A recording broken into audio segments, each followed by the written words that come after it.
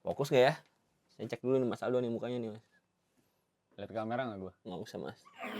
Sebenarnya saya juga bingung tuh si Mas itu tuh kenapa harus lihat kamera. Perdana kita nih Mas di sini Mas ya. Yoi ler. Kita apa dulu nih? Apa dulu? Apa dulu Mas? Mas kayaknya kuatnya apa dulu Mas? Yang masih nempel aja kali ya Mas, hipnotik Mas ya. Dua sama juga. Siap. Dua satu lagi apa emang gitu ya? Extraction tolong. Extraction ya.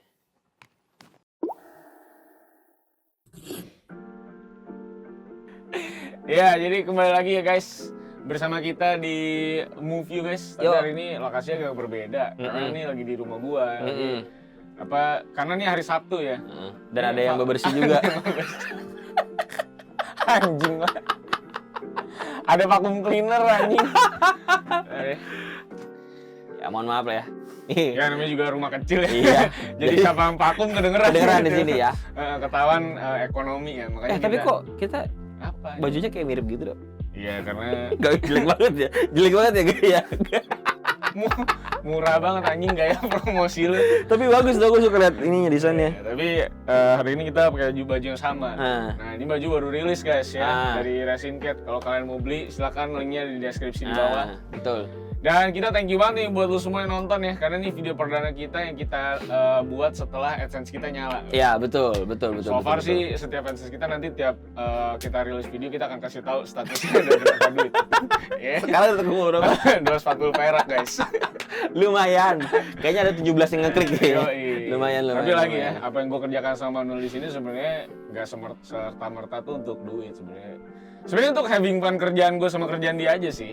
Jadi ngumpul terus ya deh ngobrol-ngobrolin doang. Goblok aja. Yeah. Tapi hari ini sebelum kita ke filmnya si Manuel tuh sama pacarnya ada di bawah kamera nih habis bimbingan pranikah gitu. Nggak usah dibahas di situ, nggak usah dibahas ke sana dong. Yang sebenarnya ya itu akal-akalan laki-laki lah biasanya. Biar gitu. Ya padahal nikahnya juga belum tentu. Jadi cuma memperpanjang waktu aja.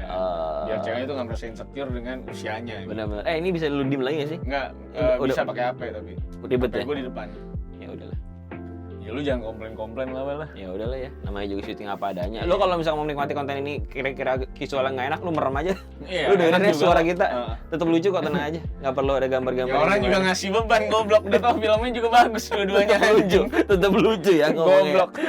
Film kali ini yang pertama kita bahas mungkin kayaknya masih lagi hipnotik kali ya. Hipnotik bagus banget filmnya menurut gua. Filmnya Ben Affleck guys. Iya, tapi menurut gua tapi yang aneh itu adalah di IMDb cuma 5,4 Dok.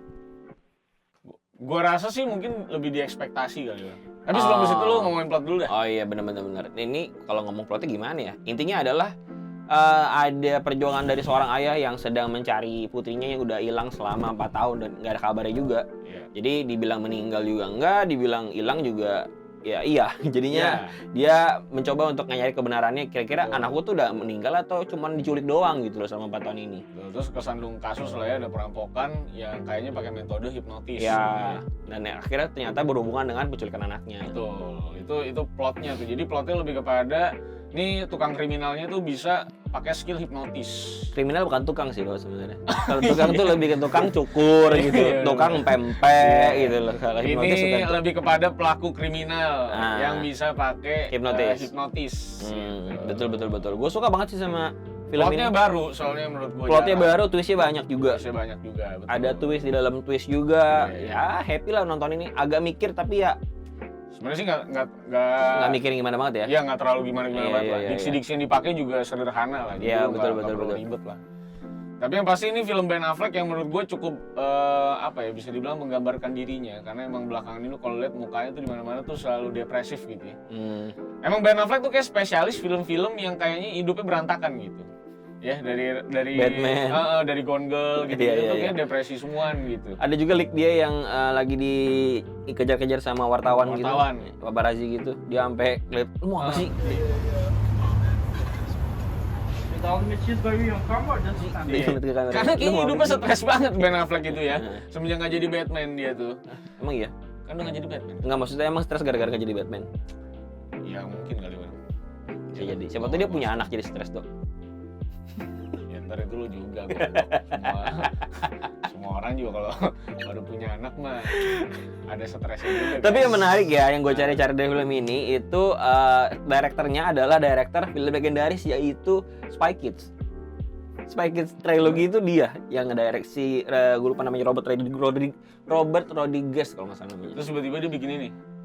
Iya. Apa Jadi udah ada ini lainnya?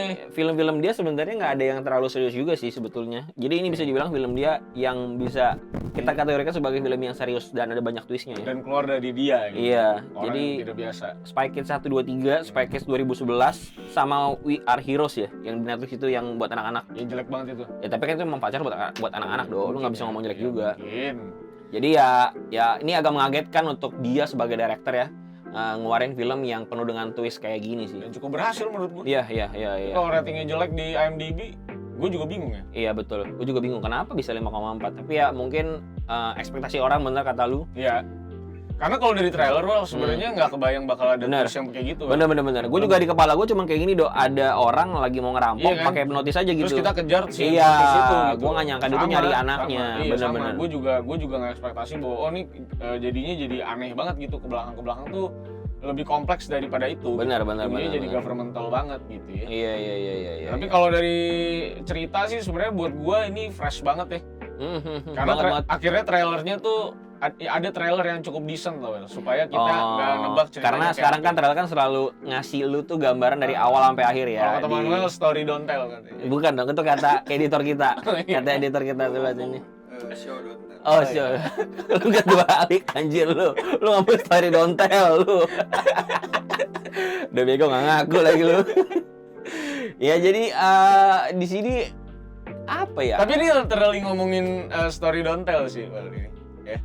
Maksud gua hampir semuanya loh benar-benar dikasih tunjuknya tuh bukan dari omongan doang. Tapi gambar ya. Dari gambar. Oh iya, ngomong-ngomong soal gambar yang tadi gue bilang kan tadi tuh jadi gue udah nonton film ini lama.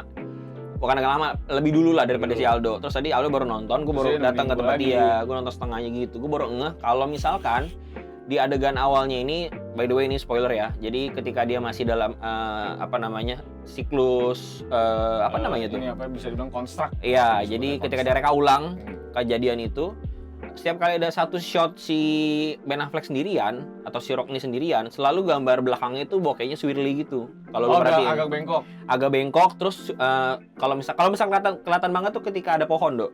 Dia tuh bokehnya bakalan lebih ancur gitu. Emang lensanya dikhususkan buat hal itu kayaknya. Jadi ketika ada jadi ketika ada shot dia sendirian lagi mikir, itu dikasih gambar yang bokehnya kayak gitu dan agak bengkok. Jadi agak distortnya gede banget. Ya memang nunjukin ke kita kalau memang ada yang aneh dalam si Ben Affleck ini atau si Rock tapi ini. Kalau orang yang nggak ngerti frame, menurut gua teknik itu secara alam bawah sadar lu betul. Kalau yang lu maksud itu adalah kalau misalkan orang nggak ngerti nih tekniknya, tapi ada kita pakai gituan, ngerti atau enggak kan? Iya sebenarnya bakalan nggak ngerti, cuman kayaknya merasa ada yang aneh gitu. Karena shot yang sebelumnya sama shot yang itu beda. Jadi dia ngerasa kayak kok ada sesuatu yang aneh nih, tapi dia nggak tahu apa. Cuman dia ngerasa kayak ada sesuatu aja gitu. Ya berarti emang kalau dari shot menurut gue soalnya dari awal aja yang dia panning ke bawah itu yang ke bawah itu juga udah bengkok soalnya. Iya. Gue pikir itu emang teknik pengambilan gambarnya dia aja gitu. Ternyata memang ada hint-hintnya. Ternyata maksud gue setelah ditelusuri ternyata memang itu hint buat sampai ke ujung-ujungnya gitu. Karena kalau lo perhatiin lagi sampai ujungnya pun setelah dia sadar gambarnya nggak pernah kayak gitu lagi. Setelah doi dibangunin nih. Udah nggak kayak gitu lagi gambarnya, udah nggak ada gambar kayak gitu. Bahkan ketika reka ulang pun nggak ada gambar begitu lagi. Semuanya udah flat tuh berarti. Iya. Tapi ini film memang benar-benar menurut gua sih cakep banget ya. Anaknya. Tapi ya anaknya juga cakep sih. Tapi lebih mengagetkan lagi pas si Ben Affleck itu sadar terus dia mau hack komputer terus dia mau nulis nama Apa?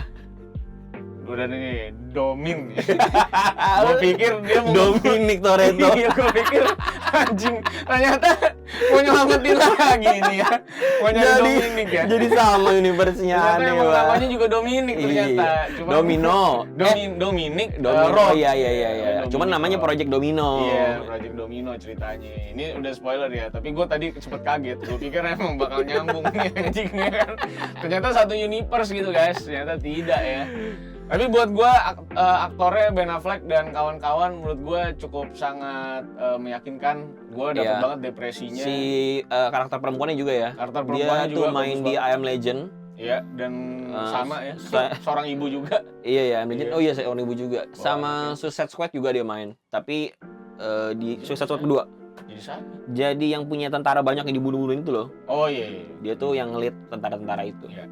Jadi sih buat gua ya ini film yang cukup fresh banget ya karena ini apa ya bisa dibilang premis yang jarang banget diambil sama pembuat film dan sekarang ada gitu. Bener. Bener-bener. Ya ini menurut gua sih film-film Ben Affleck tuh hampir nggak pernah gagal sih buat gua pribadi. Dan nggak gimana ya ngomongnya ya. Kita ngomong kalau misalkan dibilang berat juga enggak. Enggak berat. Dibilang enteng juga enggak. Ini kayak apa ya bilangnya ya?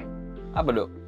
Menurut gue sih tetap popcorn movie sih. Maksud gue lu nggak perlu mikir juga. Nggak perlu mikir lama-lama banget ya. Karena dia naro plot government-nya juga simple banget. Nggak disambung-sambungin ada project apa, project yang lebih ke dunia apa segala macem. Ya simple banget aja gitu. Walaupun di akhirnya ada twist yang kayak mau ada yang nyenggol ke sequel ya. Iya, kayaknya mau dia ada di sequelin gitu ya. Tapi buat gue sih kayaknya nonton satu film ini pun juga sebenarnya udah cukup Iya. Karena kalau udah ada sequelnya, pasti maksa. Udah maksa. Pasti maksa, nge-stressin lagi. Dia ada cerita apa, backgroundnya apa. Betul. Kayak Terus capek. lu pasti juga jadinya udah tahu gitu. Wah, ini mah ujungnya kemana lagi ya? nih gitu.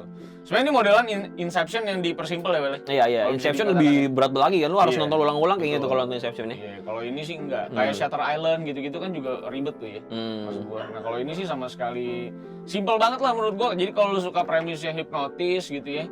Terus ya bukan cuman hipnotisnya itu bukan hipnotis yang kayak orang lagi di ATM terus lo tepok ininya Ini ya. Maksud gua enggak kayak gitu ya guys ya. Masa doang di rumah nih. Mau ke KPK Mas. Benar. Hei. Nggak kayak gitu ya, yang ini tuh lebih seru lah menurut Iya. gua. Walaupun ya yang buat gue si hipnotisnya itu apa ya, seru-seru di awal kan menarik tuh Iya, kayak betul. ngasih cue gitu. Betul. Siapa nih duluan ini atau segala macam.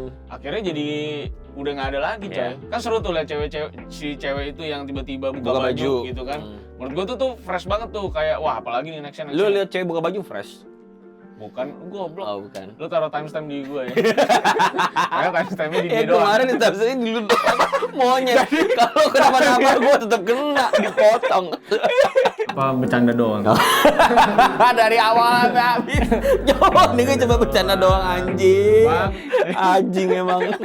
Jadi kalau misalnya kita lihat itu harusnya menurut gua ada banyak langkah yang bisa diambil untuk bikin hipnotis ini tuh lebih keras lagi karena di ujung-ujungnya jadi udah nggak ada hipnotisannya. Iya, jadi ya cuman adu cerita aja jadinya. Iya, adu cerita doang ya. Tapi kalau dari karakter sih udah oke banget, ceritanya juga oke banget. Gue juga bingung ya kenapa ratingnya bisa agak rendah ya. Iya. Selain ekspektasi menurut lu apa? Itu ceritanya turun. Kan dia naik banget kan dari dia pertama kali dia coba nge-review siapa, The Rain segala macam. Justru peaknya nggak di ujung. Iya. Dan konklusinya tuh, solusinya tuh semua ditumpukin di belakang orang jadi capek. Oh iya benar. Karena begitu di belakang semua dijebret-jebret. Iya, kita mesti mikir lagi di depan tadi ngapain deh. Oh, ini gitu. Jadi kayak mesti nonton 2 kali juga ujung-ujungnya padahal ini filmnya ringan. Gitu sih. Kalau buat gua sih kesimpulannya ini film kalau lu nyari yang emang bener-bener hipnotisan banget, suka gitu ya hipnotis sama bapak mak lu dulu pernah ngehipnotis orang. Ngapain, Bang? Pengen track back lagi gitu kan. Bapak lu Rumi Rafael emangnya? Enggak, kalau misalnya lu dapet plot broken home nih. Terus mak lu bandar atau mak lu agen lonte, lu pasti mau nonton kan? Ya kan kayak Mak kita jadi. Maksud gue, wah relate gak nih gitu. Pasti kan kita suka kritik, nggak bohong nih harusnya nggak gini nih. Iya, benar. Jadi kalau misalnya lu suka sama plot hipnotis gitu ya. Terus Ben Affleck juga acting yang udah bagus banget. Terus ada twist-twistnya. Nah ini menurut gue bagus. Jadi sebenarnya buat gue sih ya, karena ini bagus banget buat gue. Jadi 9 lah kalau dari gue. Oh 9 lu? Kalau gue ya, gue puas banget. Gue masih 8 lah, 8 oke lah. Kelaga lu lah. Karena ya itu. Kelaga lu kayak selera film lu bagus. Lu kalau di track back aja film-film lu aja jelek banget anjing. Bini gue aja ketawa. Orang nonton kalau mau di HP mau yang di bioskop, klik anjing maksud gue. Nonton aja bro di HP sama aja gila. Kan lebih fresh dong, bikin gede layarnya. Elah bro. Gue 8 lah karena ceritanya sebetulnya oke, premisnya oke, tapi begitu nyampe di tengah. Apa bikin 8 apa? Iya, menurut gue gambarnya bagus, ceritanya oke, premisnya oke, tapi begitu. Warnanya tapi oranye banget ya. Iya memang sengaja dia. Sengaja ya. Ada apalagi pas di bagian di Meksikonya gitu ya. Tapi itu juga bagus tuh, gue kelupaan tuh. Jadi pas kita di Meksiko kan gue ngerasa bahwa anjing masa film Ben Affleck kayak di studio begini sih anjing di Meksikonya. Ternyata emang beneran studio. Gokil ya. Iya. Anjing itu bagus banget tuh. Iya. Plottingnya. Ya itu tadi gue bilang ceritanya terlalu menungkik sih. Jadi udah kita kebangun ekspektasi ke atas, begitu dia sadar kebanting sampai bawah. Bukannya jelek tapi kayak ternyata cuma gitu doang. Iya, ternyata beda gitu ya. Ya kalau gitu menurut sih. lu 8 sih menurut gua. Ceritanya yang bikin gua jadi kayak anti klimaks gitu. Lu berarti bisa bikin film lebih bagus dari Ben Affleck? Enggak dong, jangan gitu. Udah ada yang komen kemarin loh. Itu film kan tujuannya menghibur Mas Aldo. Kalau kayak gitu ya nggak apa-apa. Kalau menonton Ring, nonton Flora dan Fauna. Mas Aldo emang bisa bikin film gitu. Saya emang Rivaldo S guys. S-nya apa? Ya. Sorry. Lucu betul itu. Aduh salah gua. Bang, tolong ini dulu bang. Ini kan lucunya di sini. Masuk penjara gua lucu ya. Emang anjing-anjing semua di sini. Enggak, itu teman Emmanuel ya guys. Lucu ya. Ya, begitu aja lah ya. Jangan lupa kalau misalkan mau beli kaos ini bisa diklik di deskripsi. Karena silakan ya. Jadi silakan like, share, subscribe. Walaupun kalau Instagram movie itu jarang ada berita, Ya. short doang, tapi ya follow aja kan ada update. Karena sebenarnya bingung juga mau isi berita apa. Mungkin ada saran-saran boleh taruh di komen. Ya, atau ada yang mau jadi kontributor Nah, kita gitu. boleh. Karena kalau boleh. kecil-kecil gini tuh biasanya kita deket banget sama masalah Seratus tuh. Jadi kali aja ya. Ya, benar. Nanti mungkin kita kalau misalnya kita nyampe 5.000 nih Wel di bulan ini, kita bikin nobar kali ya. 5.000 Dok. Nobar kita. 10.000 loh Dok. 10.000. 5.000 terlalu belum ada duitnya gitu. Belum ada duitnya. Gila mau bayarin lo orang aja pakai AdSense anjing. Bikin nobar tuh maksudnya bayarin mereka gitu. Ya ajak berapa 5 orang kita ajak nonton. 5 orang ya 5 orang mah enggak apa-apa 5.000. Gua goblok maksud gua. Gua kira penuh studio gitu loh. Gua kira. Itu yang kaya juga nggak gitu, goblok. 10.000 juga belum mampu kita. Iya anjing. 10.000 mah konten anjing. Kan gua pikir begitu. Kasihan nih orang goblok ini ya. Soalnya dulu jualan tas KW sekarang udah nggak laku guys. Dulu sempet kaya soalnya. Anjing. Mungkin kalau dulu masih jualan tas KW masih bisa bayarin. Udah. Terima kasih karena nonton. Terima kasih, Kita bertemu di video berikutnya.